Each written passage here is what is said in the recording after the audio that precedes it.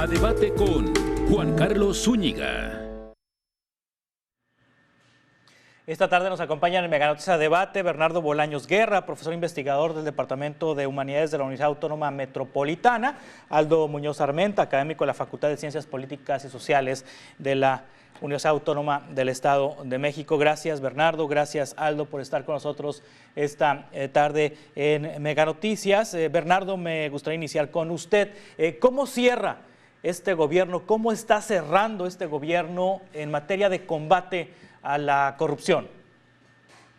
¿Qué tal, Juan Carlos? Pues como alcancé a escuchar en la cápsula que prepararon, efectivamente no se acabaron los escándalos de corrupción. Ha habido políticas públicas muy diferentes, más estatistas, más dirigidas hacia el sureste, pero no cambia el hecho de que hay lo que llamamos coloquialmente moches que financian las campañas políticas, además de algunos políticos que se llevan dinero más allá de sus partidos para ellos mismos, lo sabemos por sus declaraciones patrimoniales, de tal manera que la situación no ha cambiado realmente, ha cambiado de dónde sale el dinero, en qué regiones se acumula, ha cambiado el estilo, porque de una economía de mercado y abierta, este gobierno ha preferido cancelar las subastas eléctricas, por ejemplo, pero sabemos que en la CFE y en otras empresas estatales, las compras, los desvíos han seguido, de tal manera que el panorama es bastante negativo y lo confirmamos en el debate presidencial que acabamos de escuchar este fin de semana, cuando el tercer candidato decía, es un secreto a voces, que las campañas están financiadas con dinero ilegal.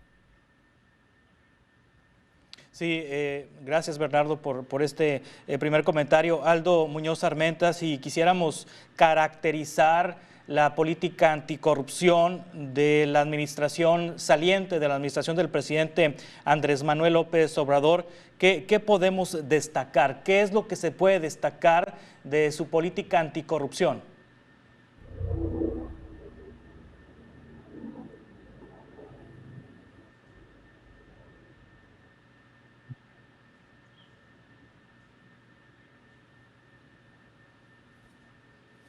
¿Sí, Aldo?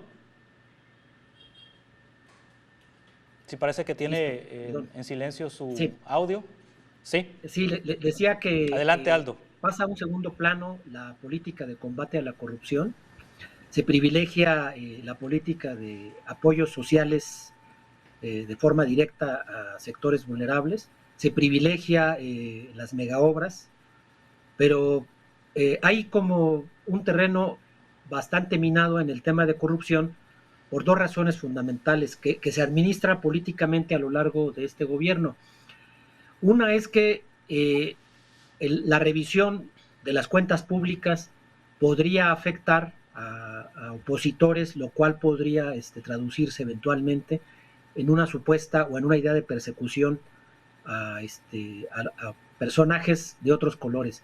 Y también afecta a los propios, lo cual podría implicar pues una persecución pues que podría leerse como canibalismo político.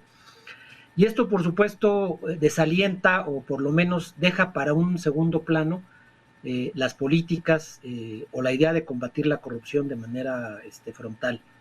Yo creo que como no es un tema que tampoco electoralmente tiene un alto costo político, tanto a nivel local como a nivel nacional, por eso, digamos, se hace este cálculo pues bastante frío, bastante fuerte, y por eso también, como no hay un costo político de manera inmediata, en el corto plazo, por eso creo que se genera esta laxitud institucional y normativa con respecto a los escándalos de corrupción. Sí, en nuestro país tenemos varias instituciones, Bernardo, que son responsables de detectar y de denunciar actos de corrupción o situaciones de corrupción. Bueno, está la Secretaría de la Función Pública como una secretaría que debe de revisar, de prevenir estos actos de corrupción en las dependencias federales. Está la Auditoría Superior de la Federación, que debe de practicar auditorías y revisar si algún ente ha cometido algún alguna situación ilícita. Está la Fiscalía Anticorrupción, que se supone es autónoma y está dentro de la estructura de la Fiscalía General de la República, la propia Fiscalía General de la República, que se supone es autónoma y debe de estar en esta tarea de investigar actos de corrupción, desmantelado, pero sigue existiendo el Sistema Nacional Anticorrupción, con espacios, muchos de ellos vacíos, sin ocupar, pero sigue existiendo ahí un sistema nacional anticorrupción. Estas instituciones que están en el país para prevenir y combatir la corrupción, ¿qué balance están ofreciendo a casi 6 años de esta administración?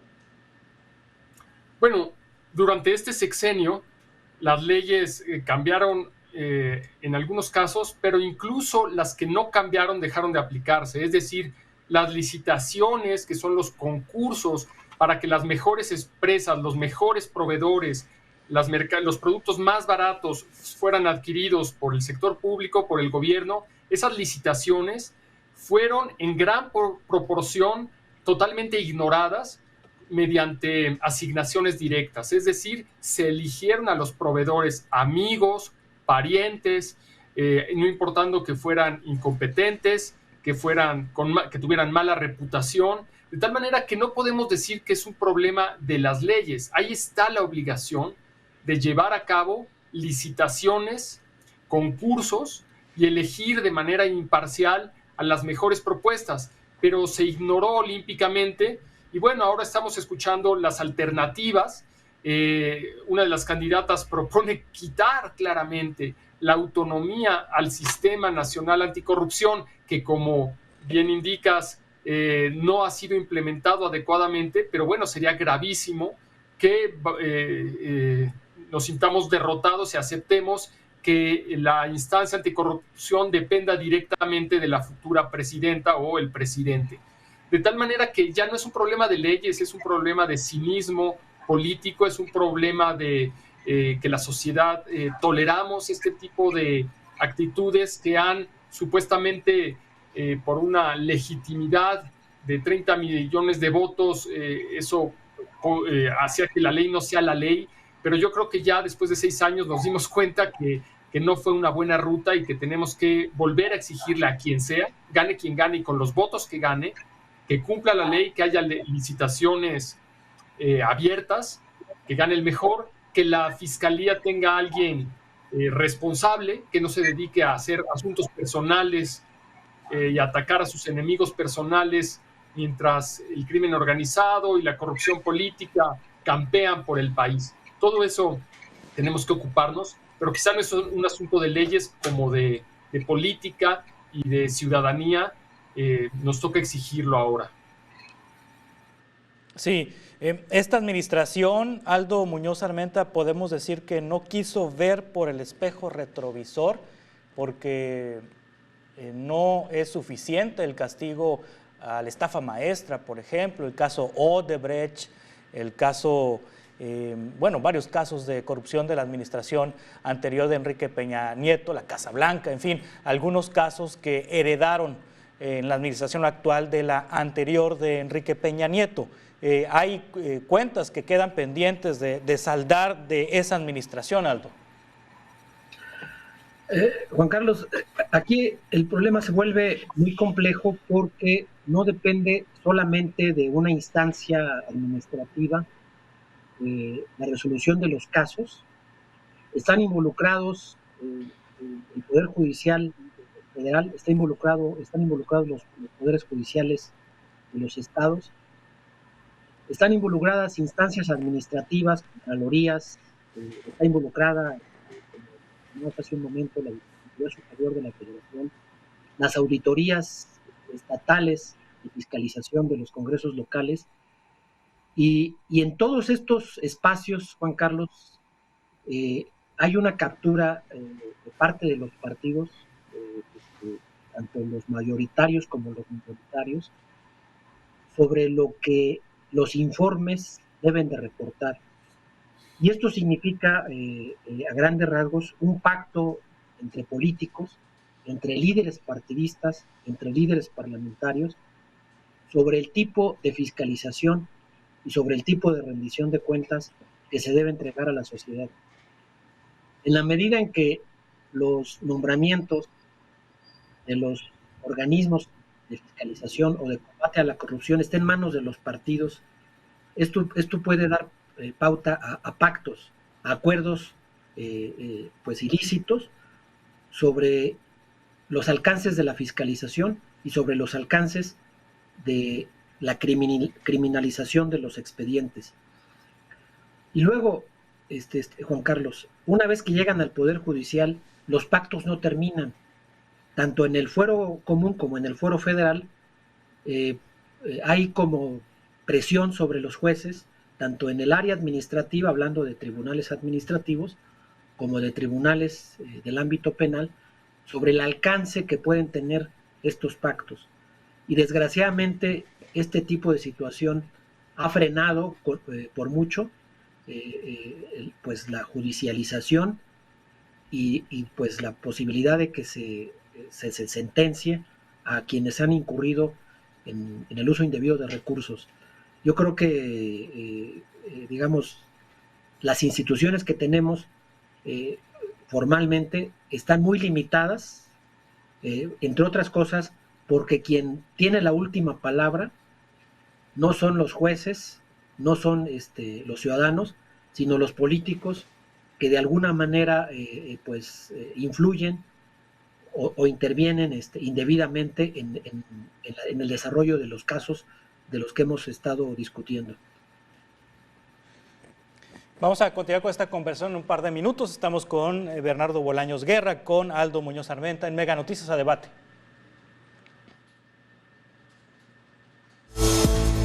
A Debate con Juan Carlos Zúñiga.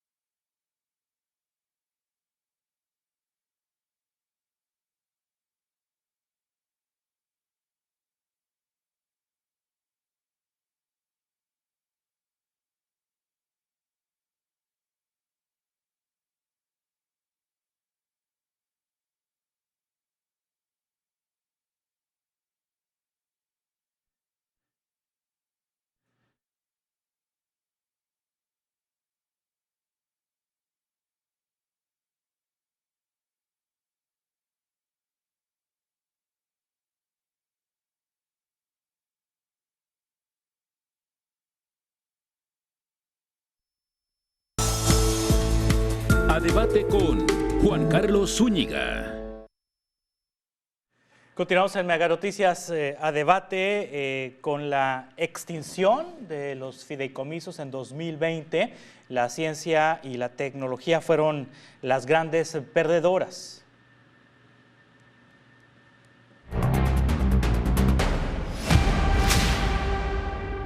La educación en México viene siendo como que un teatro. Realmente al gobierno no le interesa formar a personas o a ciudadanos competentes para la vida. La llamada austeridad republicana dejó sin recursos suficientes para hacer frente al rezago y crisis de la educación en México. En promedio, de cada 100 alumnos que ingresan a primaria, 28 terminan una carrera profesional. Representa una deserción de 73%. Escuelas de tiempo completo. Las escuelas de tiempo completo de un plumazo desaparecieron, dejando su suerte a 3.6 millones de niñas y de niños, a sus familias. El problema se agravó en 2021 cuando el gobierno eliminó el programa de escuelas de tiempo completo, el cual tenía el mayor gasto asignado con 5.100 millones de pesos. Otros programas eliminados fueron educación indígena y educación básica para la atención a población migrante. El Instituto Nacional para la Educación de Adultos, INEA, por su parte, perdió una tercera parte de su presupuesto correspondiente a 518 millones de pesos. ¿Quieren la lana y quieren el control? Eso no puede ser, es una irresponsabilidad mayúscula. ¿Cómo en medio de la pandemia dejan a México sin ciencia? La investigación académica en ciencia y tecnología fue una de las más afectadas. El Centro de Investigación y Docencia Económica, CIDE, institución reconocida internacionalmente por la calidad de sus estudios en ciencias sociales, sufrió un recorte de 75%. 25 centros de investigación de CONACYT y la Escuela Nacional de Antropología e Historia también sufrieron recortes, afectando becas y programas escolares. En este país, lo que alimenta el rezago educativo es el sistema educativo. ¿Por qué?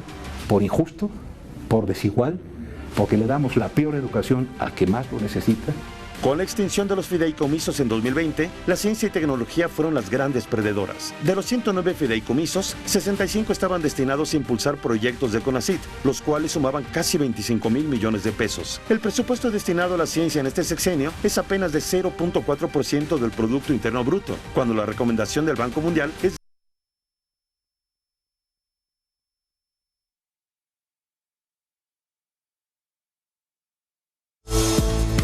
A debate con Juan Carlos Zúñiga.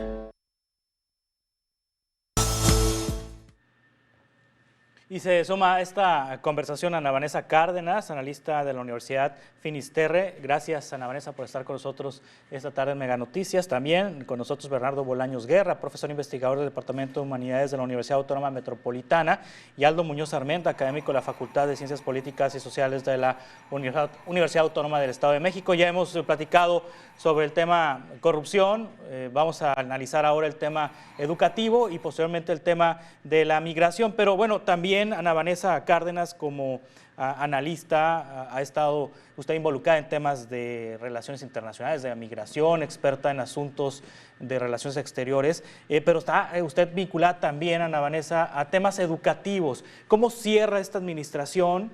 ¿Cómo va a cerrar esta administración en el tema educativo? ¿Qué balances puede hacernos? ¿Qué tal? Muy buenas noches para todos y todas. Pues mira, Juan Carlos, ahí están los resultados de la prueba PISA, ¿no? Que hablan de todos estos recortes, de esa falta de voluntad política para que nuestros niñas, jóvenes, adolescentes, pues tengan un mejor futuro. Estamos en el lugar número 51 de 81 países de la OCDE, en donde algo tan básico como es la comprensión del español, que es fundamental para la realización de cualquier actividad. Estamos también por debajo del promedio de estos países en lo que son ciencias, matemáticas.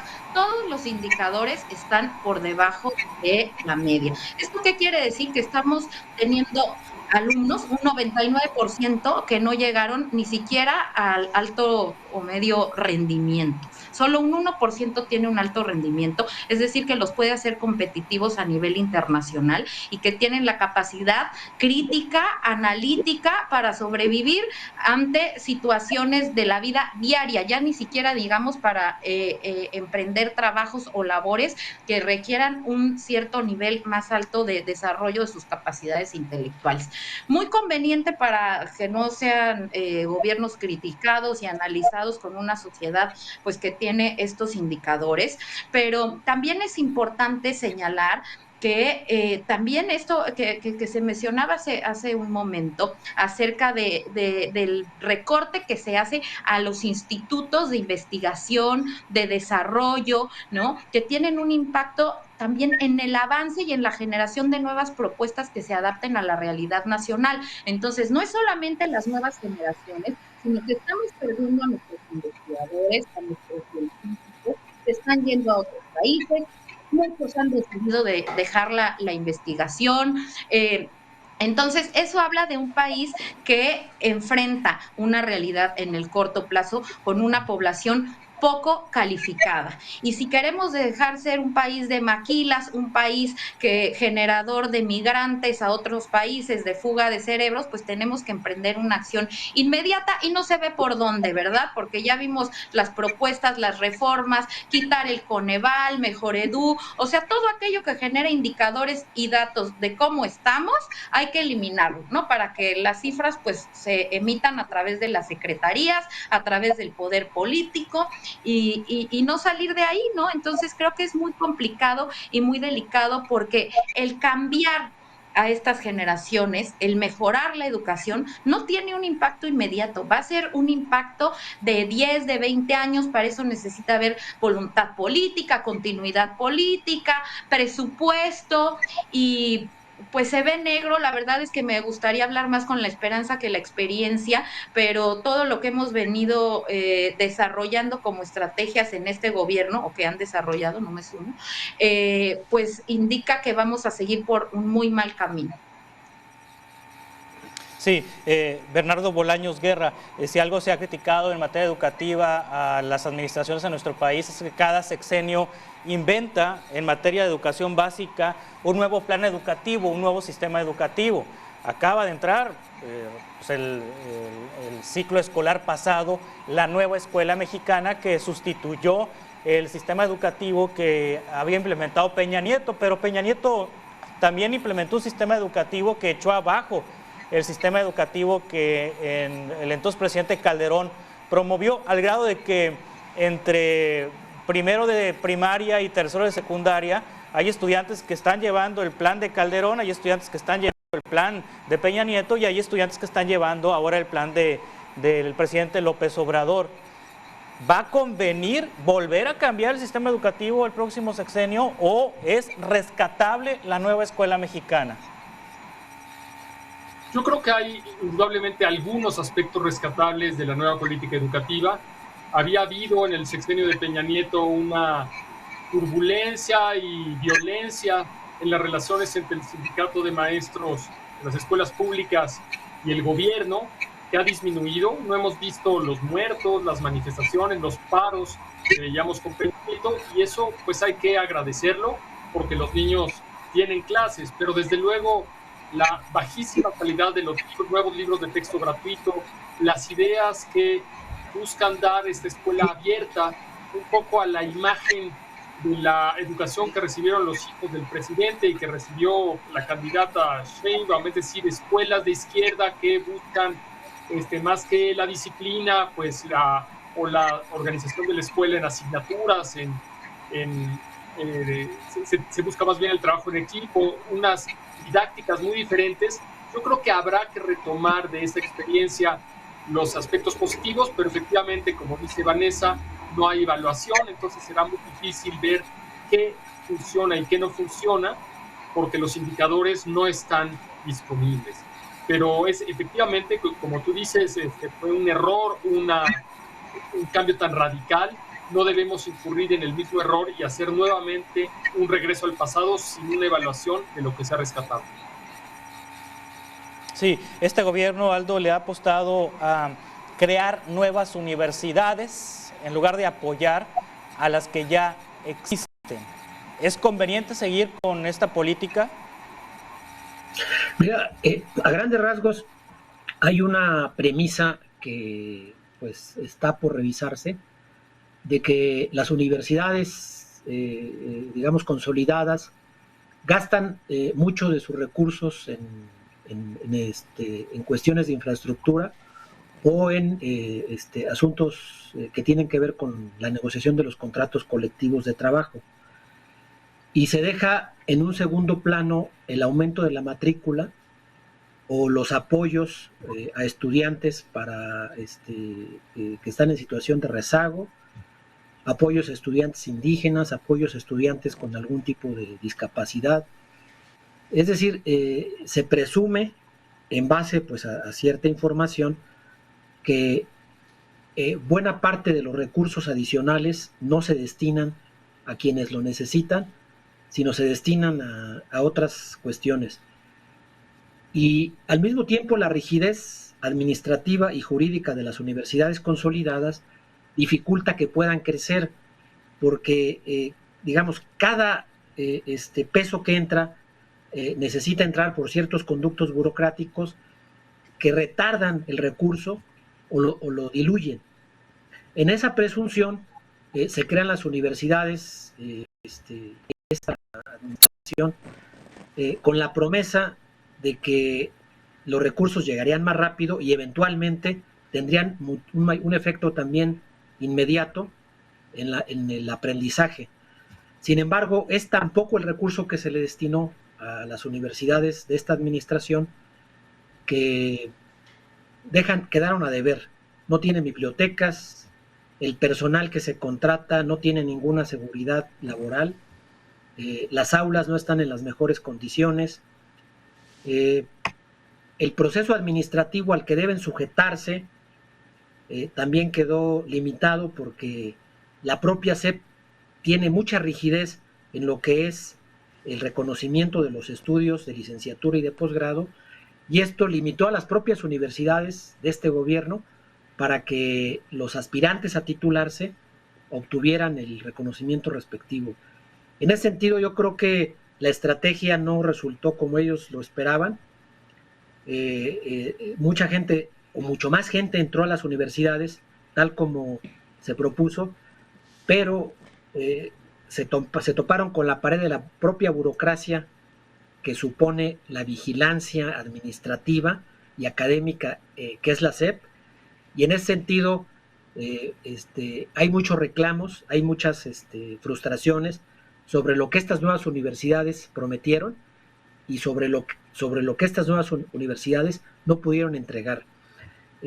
Vamos a ser optimistas, no nos queda mucho más que eso, como dice Vanessa, de que en los siguientes meses, años, estas universidades tengan mejores condiciones para sus estudiantes, para sus trabajadores y sobre todo para que el proceso de enseñanza-aprendizaje se concluya conforme a los plazos. Claro.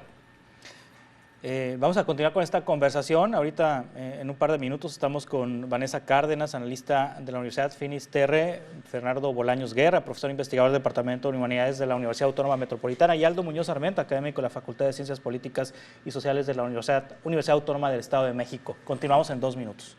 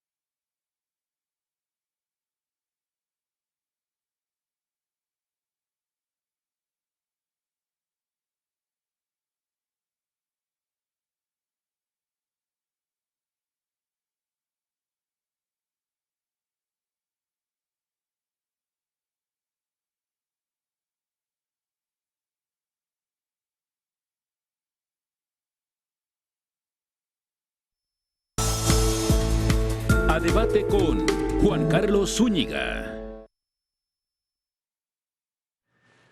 Y el último tema de análisis de este espacio es el de migración, cómo cierra esta administración en materia de política migratoria. Ana Vanessa Cárdenas, ¿qué nos puede compartir, cómo caracterizar la política migratoria de la administración saliente? Ay, Juan Carlos, dijiste 3 temas donde hay poco que decir. Bueno, qué difícil. En este espacio ya muchas veces hemos abordado el tema migratorio, cómo no se ha tomado con la seriedad que tiene no solo para la seguridad humana interior de nuestro país, para la seguridad pública de nuestro país, sino en nuestra política exterior, nuestra política bilateral con Estados Unidos, que nos lo ha tenido que venir Estados Unidos a poner de frente para tratarlo en serio y darnos cuenta que vivimos ya en una crisis migratoria. El gobierno cree que viene o quiere hacernos creer que viene una crisis migratoria. Ya la tenemos, una crisis gravísima que ya no solamente se está viviendo en las fronteras o en las ciudades como era anteriormente. Vemos a ciudadanos extranjeros desplegados en muchas ciudades de nuestro país, en la mayoría, en situaciones muy lamentables porque se ha criminalizado la migración, donde vimos ya lo que ocurrió en estos centros migratorios que parecen cárceles, no lugares donde se protege la dignidad humana y donde realmente no ha habido política que capacite al personal que va a tratar con los migrantes, desde la Guardia Nacional hasta las mismas autoridades de migración, que en extorsión y en ruta que se ha vuelto hoy la más peligrosa para los migrantes, que es México. Ya ni el tapón del Darién es más peligroso que México, ¿no? Ya esta es la ruta más peligrosa, sí. Lo que representa no solo en términos climáticos, distancias, etcétera, sino la extorsión de bandas, pandillas y autoridades migratorias en territorio nacional. O sea, vemos ahí también transversal el tema de la corrupción.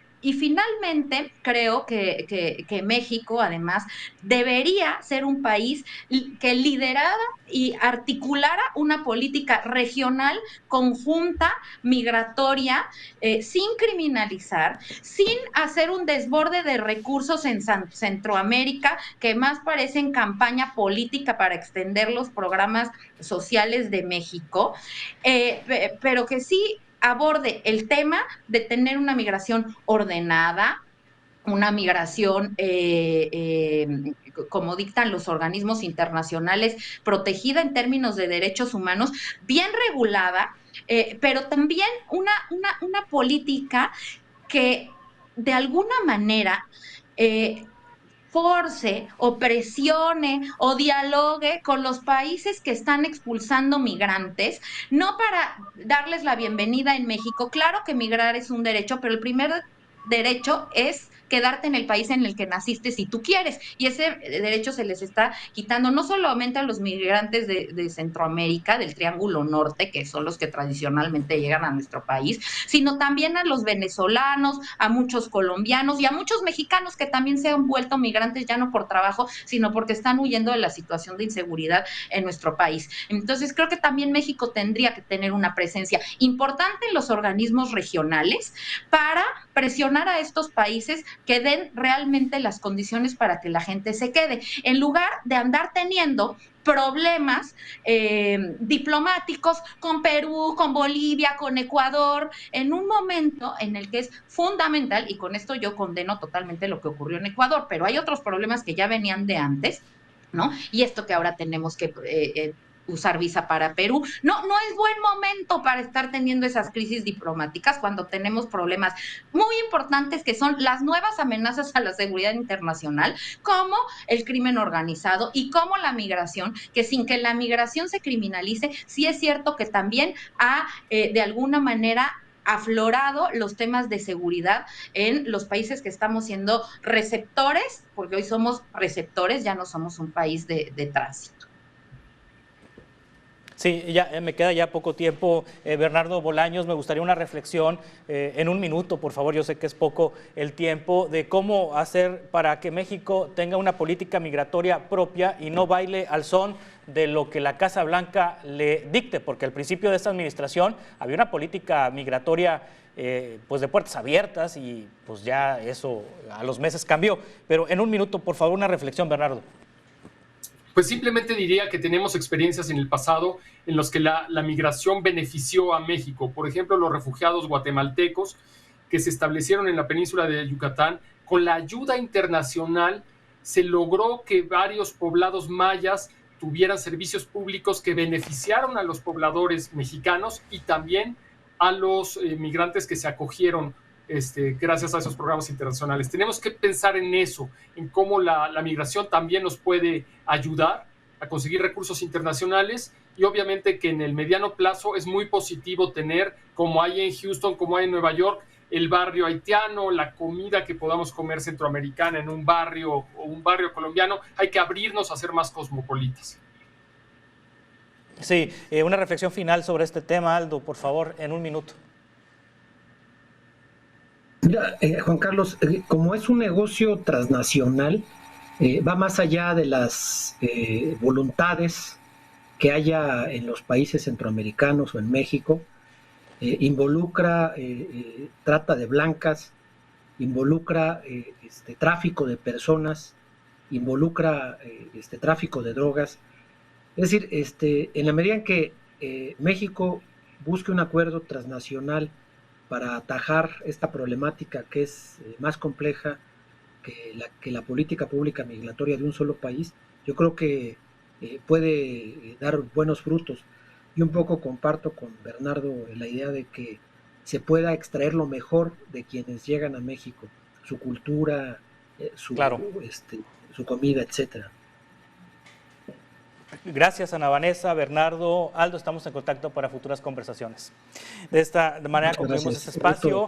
Invito a que se quede, que en esta señal le presentamos a continuación un análisis del comercio chino en México.